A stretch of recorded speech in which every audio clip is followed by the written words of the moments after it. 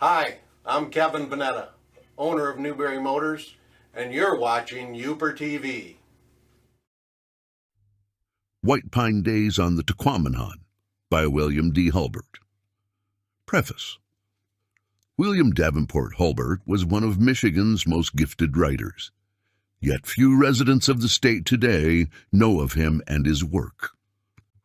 He was the author of many articles which appeared in magazines of national circulation, and of a book, Forest Neighbors, which was first published by McClure, Phillips and Company shortly after the turn of the century, and later by Doubleday, Page and Company. So popular were these stories that Roe, Peterson and Company brought out an abbreviated edition of the book in 1915 to be used as a school reader. The theme of Hulbert's stories was nature, the wilderness, and its inhabitants. He has not received the recognition he deserves as a writer and as a lover of Michigan's outdoors. His Forest Neighbors dealt with the deer, the beaver, the porcupine, the lynx, the loon, and the trout found in the wilds of the Upper Peninsula. Actually, when he wrote, William D. Hulbert had in mind the Tahquamenon area, which he knew so well. The author was born on Mackinac Island, October 12, 1868. He was the son of Francis Robbins Hulbert and Diantha Gillette Hulbert. In 1869, Francis Hulbert moved his family to Grand Rapids. In 1880, he moved back to the Straits of Mackinac. Francis Hulbert became associated with a company that built a charcoal iron furnace near Graham's Point at St. Ignace. It was here in St. Ignace that William D. Hulbert, as a boy, got his first real taste of outdoor life and natural history. His father provided him with a 16-foot sailboat, and he spent many happy hours sailing over the waters of the Straits. He and his brother built an ice boat and became familiar with the ice fields that covered the Straits in the wintertime. And only about 100 yards from the Hulbert home was a forest of pine, spruce, balsam, and other trees. Arriving at the age when he should earn his own living, the author taught school for a while at Allenville, 10 miles west of St. Ignace. In the meantime, his father had broken up his connection with the furnace company and had become engaged in lumbering operations. He borrowed money to carry on these operations and gave mortgages on his home and other property for security. The financial depression of 1893 caught him with a large stock of lumber that he could not sell. The mortgage on the home at St. Ignace was foreclosed, and the Hulbert family all moved to Hulbert in the western part of Chippewa County. It was there that William D. Hulbert began making a real study of natural history and also began his career as a writer. The budding author, unfortunately, had been handicapped through an attack of infantile paralysis, so that he could not participate in the timber cruising, logging, and other lumbering operations of his brothers and father. Unable to pursue a physically active life, Hulbert became a keen student of animal and plant life. He also made a study of the human activities that were going on about him. He became familiar with the life of the trapper, the timber cruiser, the logger, and the river driver. William D. Hulbert first wrote stories which he submitted to the children's department of the Chicago Record. This newspaper liked his work so well that Hulbert's stories became a weekly feature under the name of the Backwoods Club.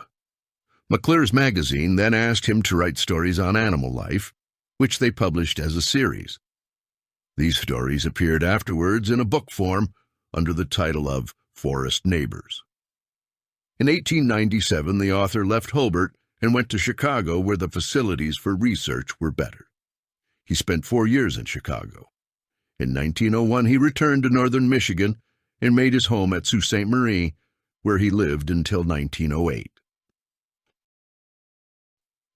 By 1908, his brothers, Richard and John, had moved to the Pacific coast to engage in timber and logging operations there, and William and his sisters, Mary, Constance, and Diantha, decided that they, too, would go to the far west. They went to Seattle, and William D. Hulbert made that city his home until the time of his death. In the fall of 1913, he went to Portland to visit his brother Richard. He died there November 2nd. His body was taken to a family lot on Mackinac Island for burial. William B. Hulbert was 45 years of age when he died. His death cut short a career which, in the opinion of this writer, would have given him national recognition as one of the finest nature writers in America had he lived longer. The Historical Society of Michigan believes that it is fitting that this collection of stories by William B. Hulbert appear under its auspices because they are truly historical. Unlike most of the other writings by the author, which deal solely with the wilderness and its wildlife, the stories here collected together have a human interest. They, too, describe the Tahquamenon wilderness, but they also reflect accurately the atmosphere of the lumbering days on the Tahquamenon when the author was a youth. The 9 tales comprising White Pine Days on the Tahquamenon describe vividly the lives, manners, and character of the landlooker, the timber cruiser, the logger, and the river driver. The naturalist and the landlooker.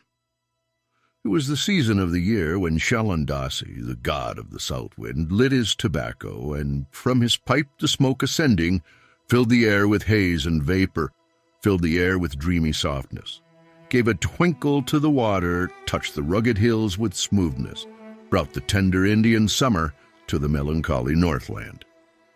The landlooker said he must go out on the Tahquamenon River and see if he could find some pine that would be a good buy, and the naturalist said that it was many moons since he had seen a deer in its native wilds, and he would like to go along.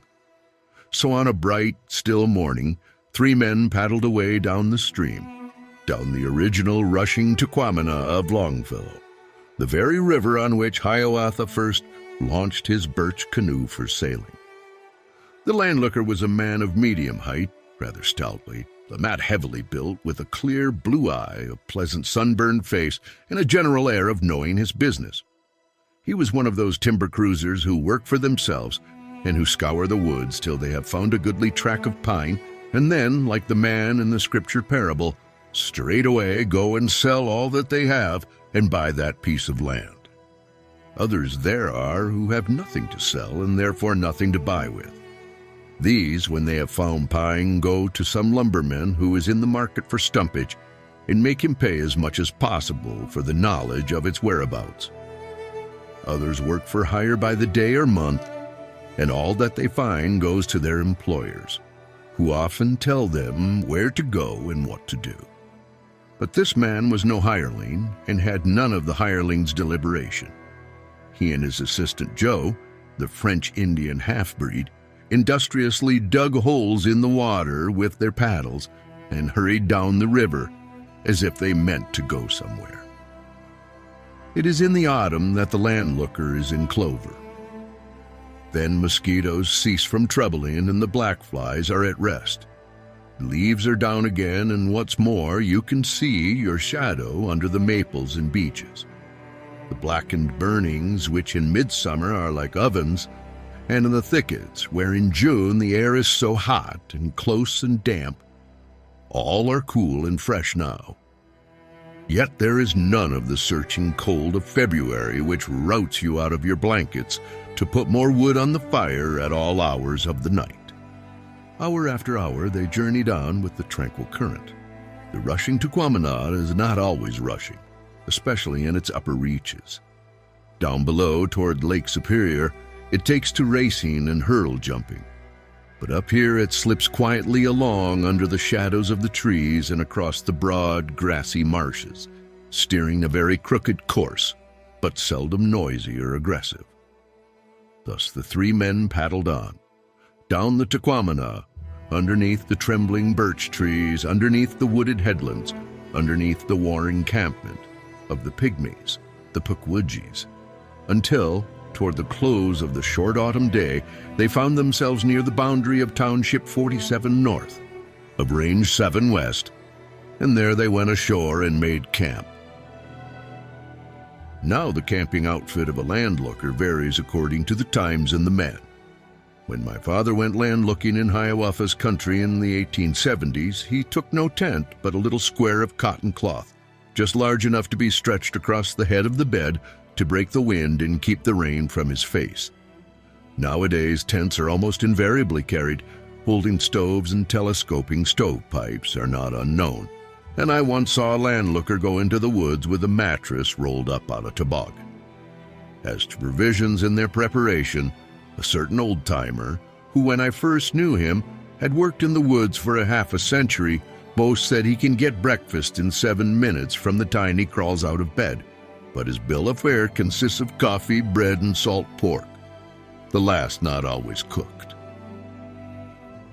In these latter days of prosperity and high living, there are probably not too many men who would be content with that sort of thing. Though if the landlooker is going on a long journey on foot, he must often get along with it whether he is content or not, simply because he cannot carry anything more on his back. But if he travels in a canoe or a boat and the distance is not too great, he can take heavier articles and as much variety as he pleases, from potatoes to salad dressing and sardines. On this trip the landlooker had brought some canned goods, and canned goods are not to be despised, though there are those who speak contemptuously of them. There is more than one way to cook beans, and expert campers will tell you how to boil them in the evening while you sit by the fire spinning yarns, and then bury the kettle in the ashes and leave it there till morning. But the quickest, simplest, and surest method is the one that the landlooker used on this occasion. For he put the tin can into the boiling water, left it there a few minutes, turned it out on the ground, picked it up with the aid of a thick blue woolen sock, set it on a log, and tapped it gently with the corner of the axe. That was all. The beans were ready. Then there is the tomato. Let others sing of the fragrance of coffee and bacon. I will not. Coffee and bacon need no praise from me. Their fame is secure, and has often been told in song and story. Rather will I rate of the lowly canned tomato of commerce. A can of tomatoes is like a bear. You never really know what it is until you meet it in the woods.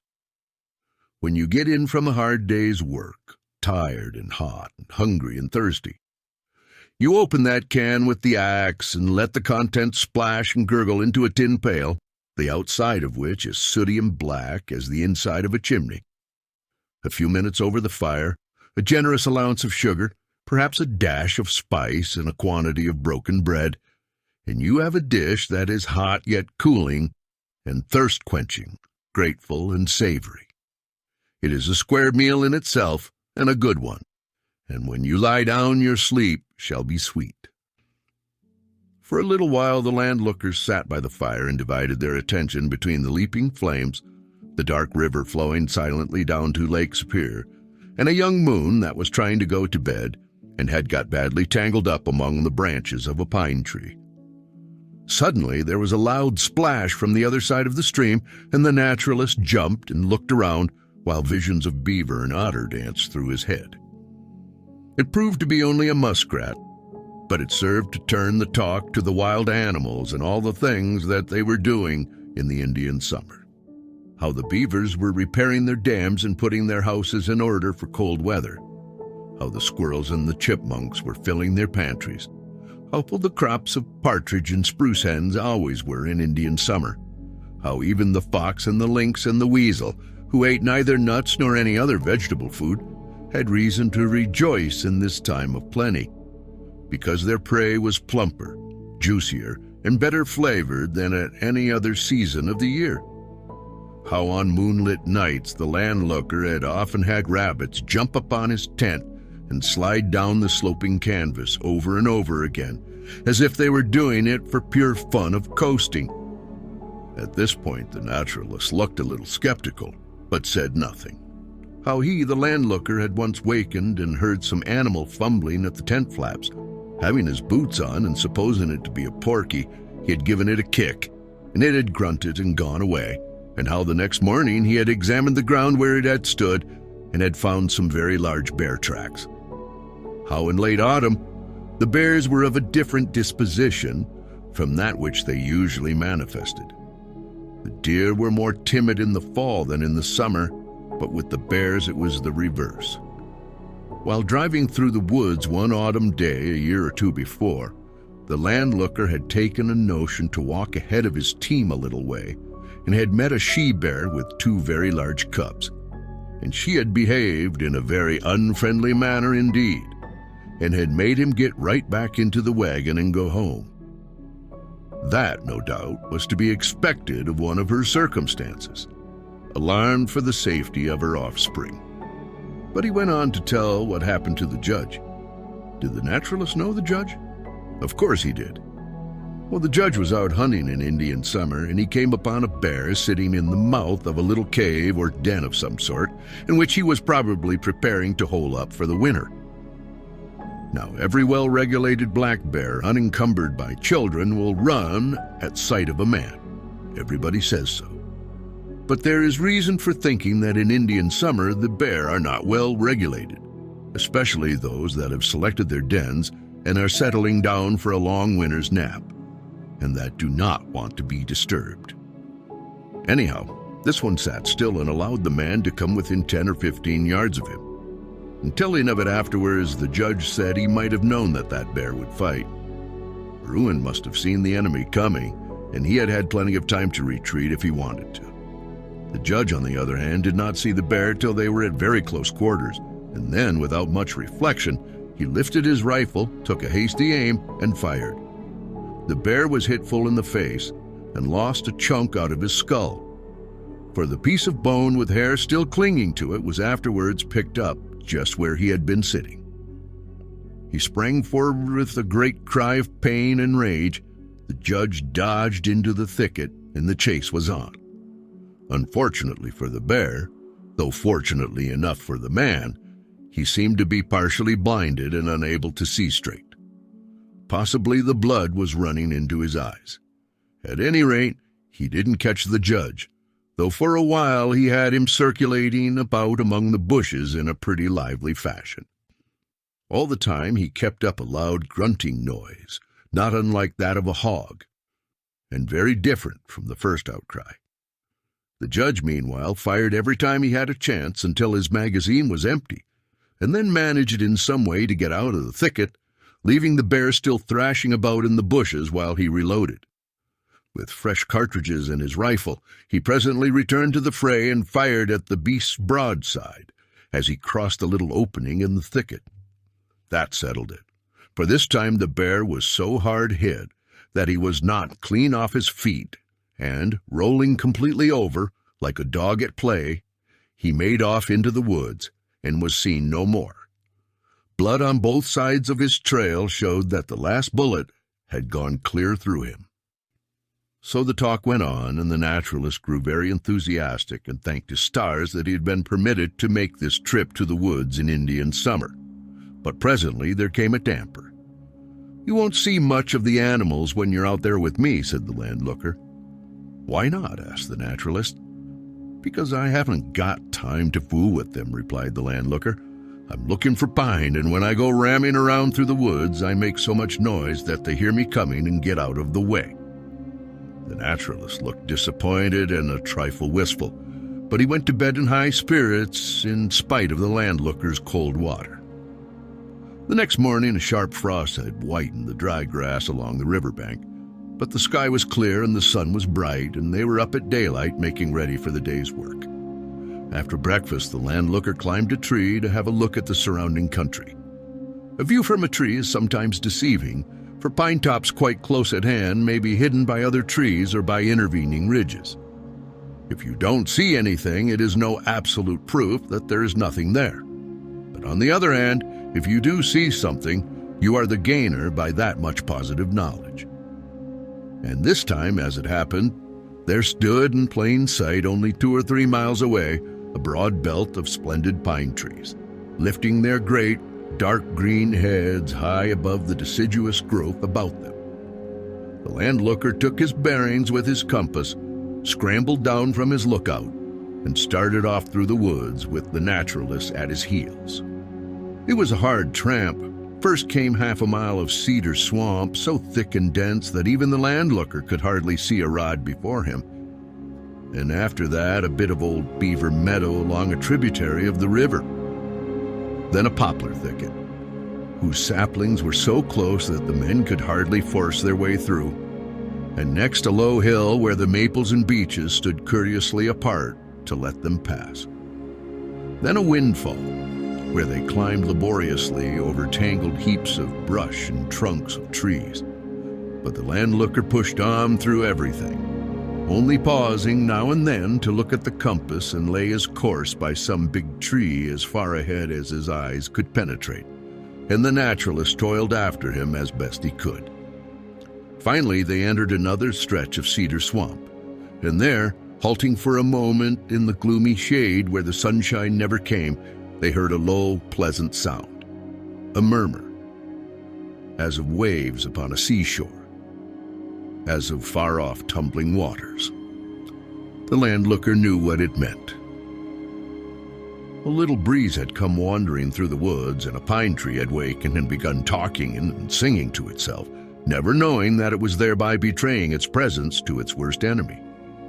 A few rods more and they were out of the swamp, and all around them the great brown trunks were towering high into the air, upholding a wonderful roof of waving boughs and dark green foliage, through which the sunshine fell in shifting flecks of gold on a carpet of dry, brown needles. The naturalist's face lit up with delight, and he forgot the ticket and his torn trousers and murmured something about God's first temples. But the landlooker was making a hasty estimate and did not hear him. It was fine timber and looked quite free from shake and ringrod and punk knots. 5-log pine, he said finally, and it will run about 10% to uppers. What do you mean? Asked the naturalist. And the landlooker explained that the trees were of such a size that 5 average logs would make 1,000 board feet of lumber, and of such quality that 10% of that lumber would be free from knots and other defects that would bring the highest price on the market. It was no bonanza, but it was decidedly worth finding. The next thing to do was to get located, and as the landlooker explored his timber further, he kept his eyes open for old blazes made by the government surveyors of half a century before. Presently he found one, and on a tree a few rods to the west he found another, and then another, and another. He had struck the line that separated 2 of the 36 sections of Town 47. But which sections they were, he did not as yet know.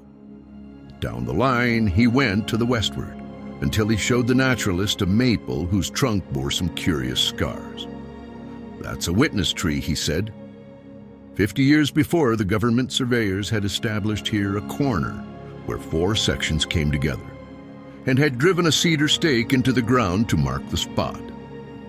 Then they had chosen 4 trees standing about, 1 in each section, and on each trunk they had carved the number of the section and the numbers of the township in the range. But 50 years is a long time, longer in the life of a maple than in that of a cedar or a pine, and fresh wood and bark had grown over the figures until they were quite illegible. As for the other 3 witness trees, they had vanished entirely, and the stake had rotted away and disappeared. To the naturalist, it looked like a hopeless case. But sometimes a maple whose bark has grown over an old blaze still carries the figures in its flesh, and the landlooker took his belt axe and carefully chipped away the wood till he found the numbers of the township in range, almost as clear as if it were written on a blackboard. But the number of the section was still unreadable. It looked like 5, but it also looked like 8. Perhaps the government surveyor, who had probably been in his grave these many, many years, had been a little careless in his carving. The landlooker thought it was 5, but he was not quite sure, and mistakes are not allowable in matters of this kind. So he took out his map and examined it for landmarks. If this was 5, he found, then a little stream must cross the section line 350 paces further west, and off he started to look for it, his legs working like machines set to make exactly 2,000 revolutions to the mile. The naturalist followed, watching him admiringly. Over the clean, level floor of pine woods it was easy enough, but presently they struck a swamp, and then a ravine and a thicket. How any man could measure distances by pacing while climbing up and down hills and clambering over fallen trees had always been a mystery to the naturalist. But the landlooker did it. By long practice he had grown so accustomed to making the necessary allowance for every short pace and every long one that he knew how far he had traveled almost as accurately as if he had chained it off. In his hand he carried a little twig plucked from a bush, and at the end of every 100 paces he broke it, clean in two, but so that the fracture showed. 3 times he broke it, and with another 48 paces he pushed through the clump of alder bushes and almost stepped into the brook before he saw it. He was located, and from that corner during the next few days he followed the section lines north, south, east, and west, running dividing and subdividing lines of his own here and there, wherever he needed them. Before Indian summer was over, he had a minute of the quantity of pine on every quarter section, its quality, and its average size. When he came to buy the land, he would know the value of his purchase almost as exactly as a man who buys a house and lot in town. In the evenings, he sometimes told the naturalist stories of old times, and particularly of his great race, in the days before the railway came, when he ran on snowshoes all the way from the Tahquamenon to the United States Land Office in Marquette, more than 100 miles, and beat the other man who was after the same pine and who had started a day ahead of him. Once he related how, in walking down an old disused log road, he had one day stepped on a big steel trap hidden in the loose snow. It was chained to a large log in the chain lock with a padlock, and as it happened, the landlooker was alone that morning and had no axe with him nor even a knife in his pocket. If its jaws had happened to catch him by the ankle instead of just grazing his toes and slipping off without taking hold, he would probably have stayed there until he died. "Nowadays I take somebody with me when I go into the woods," he said, with a glance at Joe. And then he told the story which the naturalist had heard before of a skeleton, which it was said was once found in the great Tahquamenon swamp with a steel trap fast to one of the leg bones. And there was the time when he had so narrowly escaped being killed by a dead limb, which, without warning and apparently without reason, had dropped from a tree and struck so close to the ground that it had torn the hat from his head.